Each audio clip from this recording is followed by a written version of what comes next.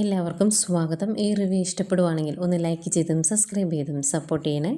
അപ്പോൾ അഭിയോട് അനാമിക പറയുവാണ്, അയാൾ പൈസ തരാം എന്ന് പറഞ്ഞ് അവിടെ വിളിച്ചു വരുത്തിയിട്ട് വക്കീലിന് മുമ്പിൽ വെച്ച് എൻ്റെ അച്ഛൻ്റെ കർണത്തടിക്കുകയാണ് ചെയ്തത്, അല്ലാതെ 20 കോടിയൊന്നും തന്നിട്ടില്ല എന്ന് പറയുമ്പം അഭി പറയുന്നുണ്ട്, ആ കിളവൻ കൊള്ളാലോ, എന്നിട്ട് ഇവിടെ വന്നിട്ട് എന്തൊക്കെയാണ് പറഞ്ഞു പിടിപ്പിച്ചേക്കുന്നത്, 20 കോടി നിങ്ങൾക്ക് തന്നു എന്ന് ഇവിടെയുള്ളവരോട് പറഞ്ഞത് എന്നാ നാടകമായി കാണിക്കുന്നത് എന്നൊക്കെ അഭി പറയുമ്പം അനാമിക പറയുന്നുണ്ട്, അല്ലെങ്കിലും ആ വീട്ടിലുള്ളവർ മൊത്തമല്ലേ വീട്ടിലുള്ളവർ മൊത്തം നാടകമല്ലേ കളിക്കുന്നത്.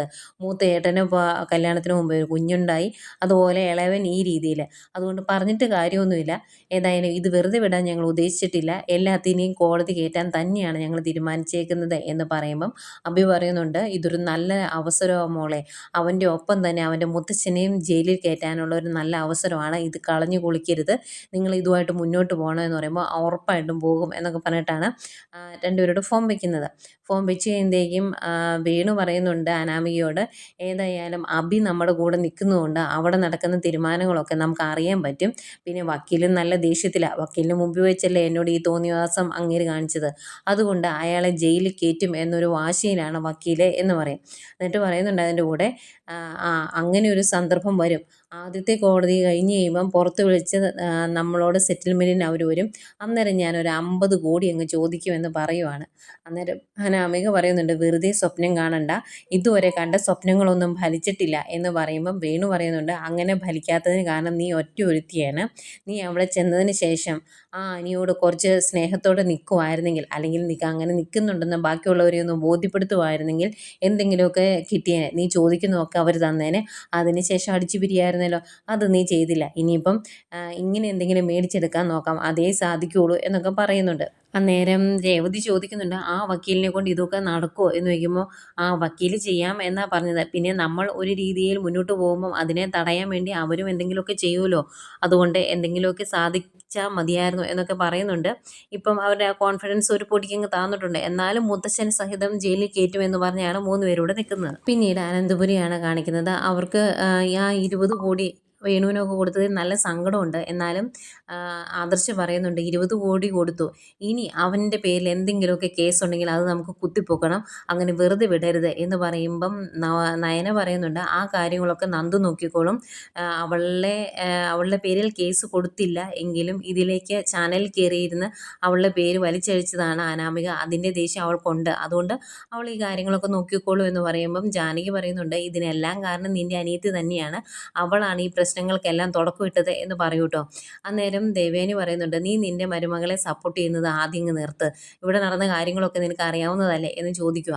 ഇവരിങ്ങനെ സംസാരിച്ചുകൊണ്ടിരിക്കുന്നേക്കും അങ്ങോട്ടേക്ക് അഭി വരുന്നു. എന്നിട്ട് അഭി പറയുവാണ്, അതേ, നമ്മൾ വിചാരിച്ച പോലെ ഒന്നുമല്ല കാര്യങ്ങൾ നടന്നിരിക്കുന്നത്, മുത്തശ്ശൻ ഒരു കില്ലാടി തന്നെയാണ്, മുത്തശ്ശൻ അവിടെ പോയി 20 കോടി കൊടുത്തു എന്നൊക്കെ പറഞ്ഞത് വെറുതെയാണ്, അവിടെ വെച്ച് അവരുടെ വക്കീലിന് മുമ്പിൽ വെച്ച് അനാമികയുടെ അച്ഛൻ്റെ മുഖത്തടിച്ചിട്ടാണ് മുത്തശ്ശൻ ഇങ്ങോട്ട് വന്നേക്കുന്നത് എന്ന് പറയുമ്പം എല്ലാവർക്കും ഇങ്ങനെ അതിശയമാണ്. അങ്ങനെയൊന്നും സംഭവിച്ചു കാണിയല്ല എന്നൊക്കെ പറയുമ്പോഴേക്കും, ഉവ്വന്നേ, ഞാൻ അനാമികയെ വിളിച്ചായിരുന്നു, വേറെ ഒന്നിനും വേണ്ടിയല്ല, അവസരം കിട്ടിയപ്പം 10 കോടി എന്നുള്ളത് മാറ്റി 20 കോടി ആക്കിയല്ലേ എന്ന് ചോദിക്കാൻ വേണ്ടിയാണ് ഞാൻ ദേഷ്യത്തോടെ വിളിച്ചത്. അന്നേരം അവൾ എന്നോട് ദേഷ്യപ്പെട്ട് പറയുവാണ്, 20 കോടിയൊന്നും തന്നിട്ടില്ല, എൻ്റെ അച്ഛൻ്റെ കർണത്തടിച്ചിട്ടാണ് വിട്ടത്, അതിന് അവൾ പ്രതികാരം ചെയ്യും, വെറുതെ വിടിയല്ല എന്നൊക്കെ പറഞ്ഞ് എന്നോട് ദേഷ്യപ്പെട്ടു എന്ന് പറയും. അന്നേരം അവർക്കൊക്കെ ഒരു സംശയം, ഇനി അങ്ങനെ നടന്നു കാണുമെന്ന്, ഇതിനു മുമ്പുള്ള മുത്തശ്ശൻ്റെ സ്വഭാവം ആ രീതിയിലായിരുന്നു എന്ന്. മുത്തശ്ശനെ ആരെങ്കിലും ഭീഷണിപ്പെടുത്തിയിട്ടുണ്ടെങ്കിൽ അതിനെ വഴങ്ങി കൊടുക്കുന്ന സ്വഭാവം മുത്തശ്ശനില്ലായിരുന്നു, അതുകൊണ്ട് അവർക്കൊരു സംശയം. പിന്നെ അഭി പറഞ്ഞോട് അത്ര വിശ്വാസമില്ലാത്തത് കൊണ്ട് ആദർശം നയനയും കൂടെ അത് ചോദിക്കാനായിട്ട് ചെല്ലുക മുത്തശ്ശൻ്റെ അടുത്ത്.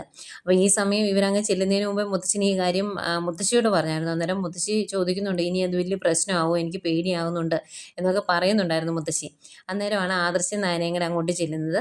എന്നിട്ട് ആദർശ് ഡയറക്റ്റ് ഇത് ചോദിക്കുന്നതിന് പകരം പറയുവാണ്, അതെ, മുത്തശ്ശൻ അങ്ങനെ വെറുതെ പൈസ കളയില്ല എന്ന് എനിക്കറിയാം, അതുകൊണ്ട് ചോദിക്കുക, ആ 20 കോടി അവർക്ക് കൊടുത്തായിരുന്നോ എന്ന് ചോദിക്കും. അന്നേരം ആവശ്യം വന്നു കഴിഞ്ഞാൽ കളയാതിരിക്കാൻ പറ്റിയല്ലോ എന്നിങ്ങനെ പറയുമ്പോഴേക്കും, എന്തിനാ മുത്തശ്ശൻ നുണ പറയുന്നത്, അനാമികയിൽ നിന്നും ഞങ്ങൾ കാര്യങ്ങളൊക്കെ അറിഞ്ഞു എന്ന് പറയുമ്പോഴേക്കും മുത്തശ്ശനൊന്നും ഇടാതെ ഫ്രണ്ടിലോട്ട് വരുന്നു.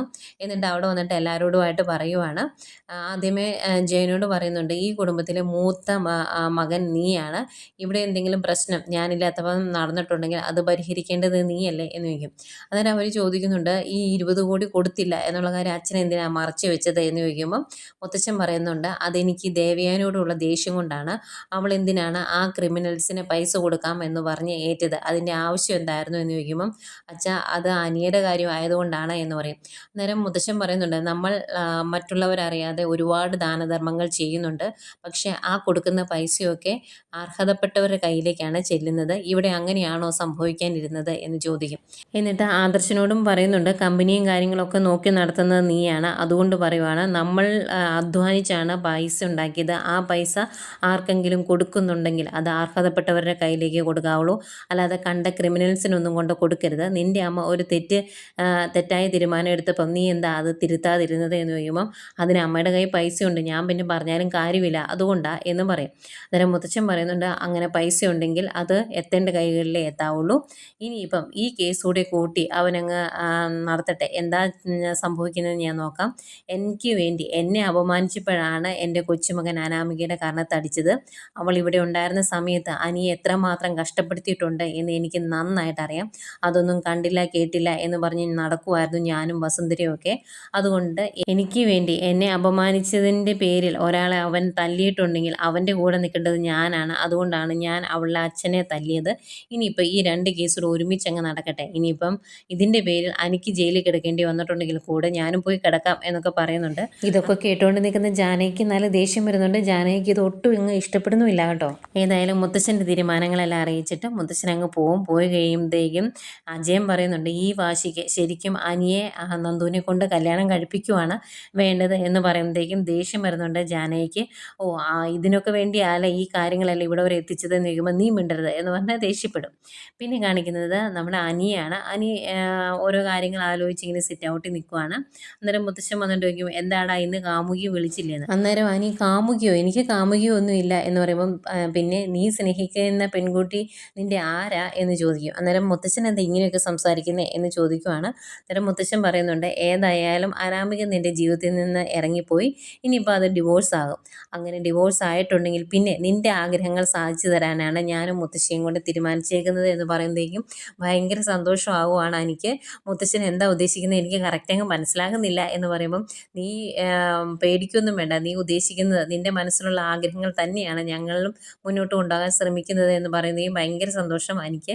എന്നിട്ട് പറയുന്നുണ്ട്, എടാ ഞാനും മുത്തശ്ശിയും കൂടെ അങ്ങ് നന്ദുവിൻ്റെ വീട്ടിൽ ചെന്ന് പെണ്ണ് ആലോചിക്കാൻ വേണ്ടി തീരുമാനിച്ചു എന്ന് പറയുമ്പം എനിക്ക് വിശ്വാസം വരുന്നില്ലേ, കണ്ണ് തള്ളി വരുക. അന്നേരം നീ ആഗ്രഹിച്ചതുപോലെ നിനക്കൊരു ജീവിതം കിട്ടണം, അതിനു വേണ്ടിയാണ് ഞാനും മുത്തശ്ശിയും അങ്ങനെ ഒരു തീരുമാനം എടുക്കാൻ പോകുന്നത്. ഞാനിതുവരെ മുത്തശ്ശിയോട് പോലും പറഞ്ഞിട്ടില്ല. ഇനി ചെന്നിട്ട് മുത്തശ്ശിയോട് പറയണം, ഒന്ന് റെഡിയാകാൻ പറയണം. എന്നിട്ട് ഞങ്ങളൊന്ന് നന്ദുവിൻ്റെ വീട് വരെ പോയിട്ട് വരാം എന്ന് പറയുമ്പം അനി പറയുന്നുണ്ട്, അവിടെ നന്ദുവിൻ്റെ അച്ഛനും അമ്മയ്ക്കൊന്നും അത്ര ഇഷ്ടമല്ല ഈ ഒരു ബന്ധം എന്ന് പറയുമ്പം നോക്കാന്നേ, അത് നീ അവിടെ കയറി ഇറങ്ങി നടക്കുന്നതുകൊണ്ടായിരിക്കും ഇഷ്ടമല്ലാത്തത്. കാരണന്മാർ പോയി സംസാരിച്ച് കഴിയുമ്പോൾ ചിലപ്പം ആ ഒരു തീരുമാനത്തിന് മാറ്റം വരും. ഏതായാലും ഞങ്ങൾ പോയി വന്നതിന് ശേഷം അവരുടെ തീരുമാനം എന്താണ് എന്ന് അറിഞ്ഞതിന് ശേഷം ഇവിടെയുള്ളവർ ഇങ്ങനെ ഒരു കാര്യം അറിഞ്ഞാൽ മതി എന്ന് പറയുമ്പോഴേക്കും എൻ്റെ മുത്തശ്ശനാ ശരിക്കും ഒരു മുത്തശ്ശൻ എന്നൊക്കെ പറഞ്ഞ് കെട്ടിപ്പിടിച്ച് ഭയങ്കര സന്തോഷമൊക്കെ കാണിക്കുന്നുണ്ട് അനി. അത് കഴിഞ്ഞ് മുത്തശ്ശൻ വന്ന് മുത്തശ്ശിയോട് പറയുക, നമുക്കൊരു പെണ്ണ് കാണാൻ പോവാന്ന്. അന്നേരം മുത്തശ്ശി ചോദിക്കും, ഈ പ്രായത്തിലൊന്ന് ചോദിക്കുമ്പോൾ താൻ കൊള്ളാലോട്, ഞാൻ എൻ്റെ കാര്യമല്ല പറഞ്ഞത്, നമ്മുടെ കൊച്ചുമോൻ്റെ കാര്യമാണ് പറഞ്ഞത് എന്ന് പറയും. അനിയുടെ കാര്യമോ, എന്നിട്ട് അവനത് സമ്മതിച്ചോ എന്ന് ചോദിക്കുമ്പോൾ പിന്നെ സമ്മതിച്ചു, ഞാൻ ഈ കാര്യം പറഞ്ഞപ്പം ലോകം കീഴടക്കിയ സന്തോഷമാണ് അവന് എന്ന് പറയുമ്പോൾ മുത്തശ്ശി പറയും, അങ്ങനെ സന്തോഷം ഉണ്ടാകണമെങ്കിൽ പെണ്ണ് നന്ദു ആണോ എന്ന് ചോദിക്കും. അന്നേരം മുത്തശ്ശൻ അതേ എന്ന് പറയുമ്പം ഏതായാലും അവൻ്റെ ആഗ്രഹം നടക്കണമെന്നാണ് എൻ്റെ മനസ്സിലെന്ന് പറയുന്നുണ്ട്. അങ്ങനെ രണ്ടുപേരുടെ കനകയുടെയും ഗോവിന്ദൻ്റെ അടുത്തോട്ട് പോകാൻ വേണ്ടി തീരുമാനിക്കുന്നുണ്ട്. അന്നേരം മുത്തശ്ശിയും പറയുന്നുണ്ട് കേട്ടോ, അവർക്ക് വലിയ താല്പര്യമൊന്നും കാണില്ല എന്ന്. അന്നേരം വാ നമുക്ക് പോയി നോക്കാം എന്ന് മുത്തശ്ശൻ പറയുവാണ്. പിന്നെ കാണിക്കുന്നത് നന്ദുവിനെയാണ്. നന്ദു വേണുവിനെ അറസ്റ്റ് ചെയ്യാനായിട്ട് ചെല്ലുവാണ്. അവിടെ ചെന്ന് നന്ദുവിനെ കാണുകയും, എന്താ സാർ ഇങ്ങോട്ട് വന്നത് എന്ന് ചോദിക്കുമ്പോൾ തന്നെ കൂട്ടിക്കൊണ്ട് പോകാനാണ് എന്ന് പറയും. അങ്ങനെ കൂട്ടിക്കൊണ്ട് പോകാൻ ഞാൻ എന്ത് തെറ്റാ ചെയ്തത് എന്ന് ചോദിക്കുമ്പം അതൊക്കെ അങ്ങ് സ്റ്റേഷനിൽ വരുമ്പം പറയാം, അല്ലാതെ തൻ്റെ വീട്ടിൽ വന്ന് താൻ ചെയ്ത കൊള്ളരുതായ്മയൊക്കെ വിളിച്ച് പറയേണ്ട കാര്യം എനിക്കില്ല എന്ന് പറയും. എന്നിട്ട് വരാൻ പറയുവാണ്. അന്നേരം അനാമിക ചോദിക്കുന്നുണ്ട്, പ്രതികാരം വീട്ടുവാണല്ലേ എന്ന്. അന്നേരം അങ്ങനെ തന്നെ കൂട്ടിക്കോ, എന്തെങ്കിലും പ്രശ്നമുണ്ടോ എന്ന് ചോദിക്കും. എന്നിട്ട് പറയും, ഇപ്പം ഞാൻ നിൻ്റെ അച്ഛനെ കൊണ്ടുപോകുന്നുള്ളൂ, പിന്നെ ഞാൻ നിന്നെ വന്ന് കൂട്ടിക്കൊണ്ട് പോകോളാം. അതിനും കാരണമുണ്ട്, നീ ഈ നാട്ടിലെ ഡ്രഗ്സ് ഉപയോഗിക്കുന്ന പല ചെറുപ്പക്കാരന്മാരുമായിട്ട് ബന്ധമുണ്ട് എന്ന് എനിക്കറിയാം. അവന്മാരെ കൂട്ടിക്കൊണ്ട് പോകുന്ന കൂട്ടത്തിൽ ഞാൻ നിന്നെയും കൂടെ കൊണ്ടുപോയിക്കോളാം എന്ന് പറയുവാണ്. എന്നിട്ട് വേണുവിനോട് വരാൻ പറയുന്നു. അന്നേരം ഇങ്ങനെ ശങ്കിച്ച് നിൽക്കുക. അന്നേരം കോളറിന് പിടിച്ച് തന്നോട് വരാനല്ലേ പറഞ്ഞത് എന്ന് ചോദിച്ച് പിടിച്ച് വലിച്ചു കൊണ്ടുപോകുന്നു. അങ്ങനെ മാസമായിട്ട് ഇറങ്ങി വരുന്ന നന്ദുവിനെ കാണിച്ചുകൊണ്ട് ഇന്നത്തെ എപ്പിസോഡ് അവസാനിക്കുന്നു.